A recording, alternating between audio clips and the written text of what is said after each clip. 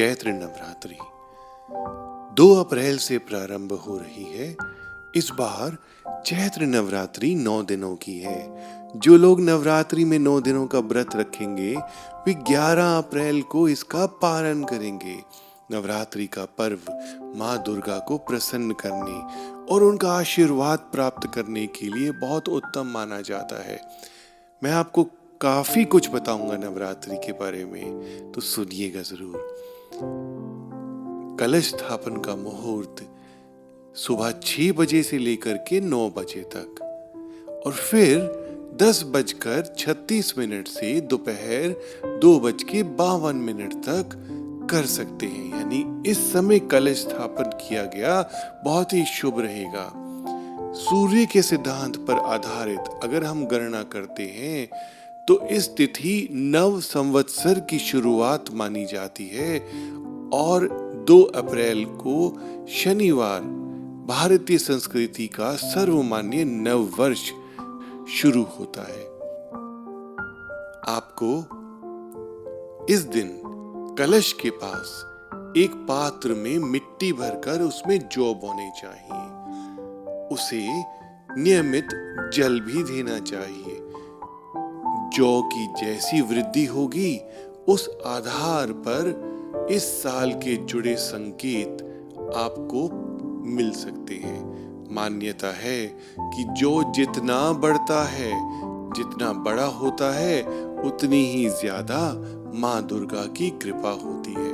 कोशिश कीजिए कि माँ दुर्गा का ध्वज घर के बाहर या घर की बैल्कनी में जरूर लगाएं। और हाँ, यदि आप 9 दिनों का व्रत नहीं रख सकते हैं तो पहले दिन और अंतिम नवरात्रि के दिन जरूर व्रत करें। आगे मैं आपको बहुत ही अच्छे उपाय बताऊंगा जिससे आपके जीवन में कई खुशियां आएंगी। नवरात्रि के समय कलश के पास माँ दुर्गा की अखंड ज्योति जलनी चाहिए और शुद्ध घी की ज्योति होनी चाहिए। कोशिश करें कि जो दीपक है वो पीतल का हो या मिट्टी का हो। इसकी पवित्रता का ध्यान जरूर रखना चाहिए कि कोई भी बिना नहाए धोए इस दीपक को टच नहीं करे। नवरात्रि में अगर आप दुर्गा सप्तशती का पाठ करते हैं तो बहुत ही बढ़िया रहता है, और नहीं कर सकते तो कहीं से भी आप दुर्गा सप्तशती का पाठ सुन सकते हैं, ऑडियो सुन सकते हैं आप। नवरात्रि में लाल वस्त्र जरूर पहने, लाल रंग के आसन का प्रयोग करें, और माँ की चुनरी तो लाल रंग की होती ही है, आपका भी आसन लाल रंग का होना चाहिए। और अगर आप लाल कपड़े नहीं पहन सकते हैं पूजा के दौरान तो लाल रंग का एक रुमाल अपने सर पर जरूर बांधें या रख लें, और सारा दिन भी लाल रंग का वस्त्र या लाल रंग का रुमाल अपने साथ जरूर रखें। नवरात्रि की पूजा के समय माता रानी को लौंग, बताशे का भोग लगाएं। तुलसी और दूर्वा माँ को नहीं चढ़ाई जानी चाहिए। फूल माँ को बहुत पसंद है। गुड़हल का फूल इनको बहुत प्रिय होता है। संभव हो तो पूजा के समय इसी फूल का उपयोग करें। कोई भी लाल फूल लेंगे तो भी ठीक रहेगा।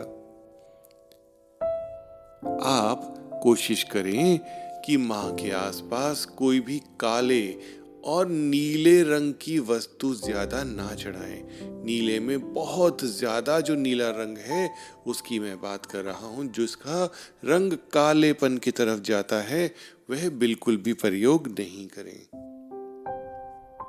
अगर आप देवी माँ को ताजे पान के पत्ते, सुपारी और कुछ चांदी के सिक्के समर्पित करते हैं तो मानिए फाइनेंशियल ट्रबल्स चली जाएंगी। आपने ताजे पान के पत्ते लेने हैं, उस पे कुछ सुपारी रखनी है, 5 या 7 सुपारी रखें और एक चांदी का सिक्का रख के माँ के सामने अर्पित करें। अगले दिन आप पान का पत्ता चेंज कर सकते हैं और सुपारी चेंज कर सकते हैं। इससे आपकी जो फाइनेंशियल इश्यूज हैं वो चली जाएंगी। और भी उपाय आपको आगे बता रहा हूँ। माँ दुर्गा को 7 इलायची और मिश्री का भोग लगाएं। एक कटोरी लीजिए, मिट्टी की कटोरी हो बहुत अच्छा है, नहीं तो पीतल की कटोरी लीजिए। इसमें मिश्री के ऊपर 7 इलायची रखें। मिश्री धागे वाली होनी चाहिए, एकदम जो दानेदार मिश्री होती है वो नहीं होना चाहिए।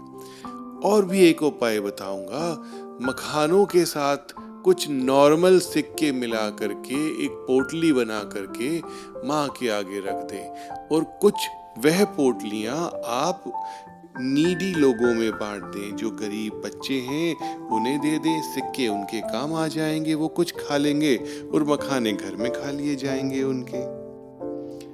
भाग्य के लिए, भाग्य उदय के लिए मैं एक बहुत ही जबरदस्त उपाय आपको बता रहा हूँ, कीजिए। आपको बहुत ही अच्छा लगेगा और बहुत फायदा होगा।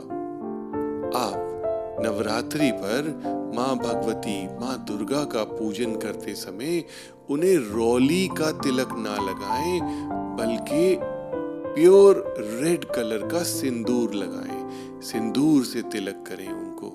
इससे आपकी समस्या बहुत ही जल्दी ठीक हो जाएगी।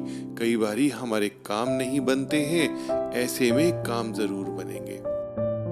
एक और बात मैं आपको बता रहा हूँ, यदि आपको जिंदगी में बहुत ज्यादा नजर लगती है, बहुत ज्यादा आपके काम रुकते हैं, तो आपने फिटकरी लेनी है, उस पे थोड़ा सा सिंदूर डालना है और बुधवार के दिन, किसी भी नवरात्रि में बुधवार के दिन आप इसे माँ के सामने रखें और अगले दिन आप इसे घर से बाहर किसी पेड़ पौधे में डाल दें। ध्यान दीजिएगा, यह बहुत ही अच्छे उपाय हैं। नवरात्रि में कीजिए और अपनी जिंदगी को बहुत आसान बनाइए। ओम नमः शिवाय।